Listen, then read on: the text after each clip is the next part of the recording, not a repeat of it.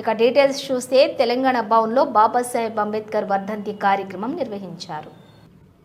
అంబేద్కర్ గారు ప్రవచించిన విధంగా బోధించు, సమీకరించు, పోరాడు అనే అంబేద్కర్ తత్వాన్ని పరిపూర్ణంగా ఆకలింపు చేసుకుని లక్షల సంఖ్యలో ప్రజల్ని సమీకరిస్తూ తెలంగాణ రాష్ట్ర ఏర్పాటు ఆవశ్యకతను వారికి విడమర్చి వివరిస్తూ ఎక్కడ తెలంగాణ సమాజానికి ఏ నొప్పి కలిగినా ఏ ఇబ్బంది కలిగినా వారికి అండగా ఉంటూ తెలంగాణ సబ్బండ వర్ణాల కోసం పోరాడిన నాయకుడు కేసీఆర్ గారి నాయకత్వంలో అంబేద్కర్ గారు రాసిన భారత రాజ్యాంగం ఏ స్ఫూర్తి ఏ దిశనైతే ఇచ్చిందో అందులో పొందుపరిచిన ఆర్టికల్ 3 ఆధారంగా సంక్రమించిన ఈ తెలంగాణ రాష్ట్రంలో ఇవాళ నిజంగా కూడా కొన్ని బాధాకరమైన పరిస్థితులు నెలకొని ఉన్నాయి.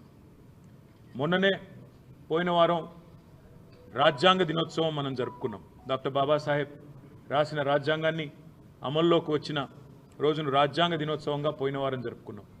మరి ఈరోజు వారి వర్ధంతి.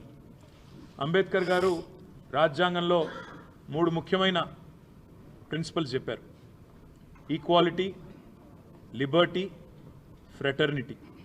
స్వేచ్ఛ, సమానత్వం, సౌభ్రాతృత్వం.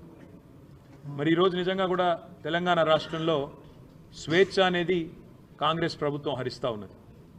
అంబేద్కర్ బతికున్నప్పుడు అవమానించింది ఇదే కాంగ్రెస్ పార్టీ. అంబేద్కర్ జీవించి ఉన్నప్పుడు అవమానించింది ఇదే కాంగ్రెస్ పార్టీ. అంబేద్కర్ గారు ఈరోజు మన మధ్యన భౌతికంగా లేకపోతే ఈరోజు మళ్ళొక్కసారి తిరిగి కాంగ్రెస్ ప్రభుత్వం వారిని అవమానిస్తూ ఉన్నది.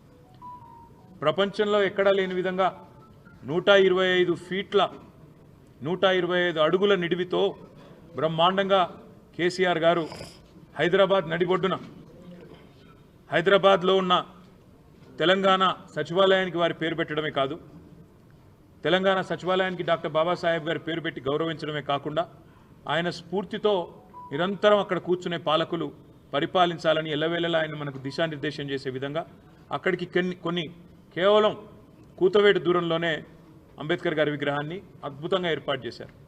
చేయడమే కాకుండా ప్రకాష్ అంబేద్కర్ గారిని కూడా ఆహ్వానించి రాజకీయాలకు అతీతంగా బ్రహ్మాండమైన కార్యక్రమాన్ని నిర్వహించడం జరిగింది. ఈరోజు ఈ ప్రభుత్వాన్ని నేను అడుగుతా ఉన్నాను, ఇవాళ మీరు నిర్బంధిస్తున్నది, అణిచివేస్తున్నది మమ్మల్ని కాదు, భారత రాష్ట్ర సమితి నాయకులను కాదు, మిమ్మల్ని ప్రశ్నిస్తున్న వాళ్ళని కాదు. మీరు నిర్బంధిస్తున్నది ఆ 125 ఫీట్ల ఎత్తున ఈరోజు మొత్తం హైదరాబాద్ను, మొత్తం భారతదేశానికి స్ఫూర్తినిచ్చే విధంగా అక్కడ నిలుచొని ఉన్న మహానుభావుడు అంబేద్కర్ గారిని మీరు నిర్బంధిస్తూ ఉన్నారు.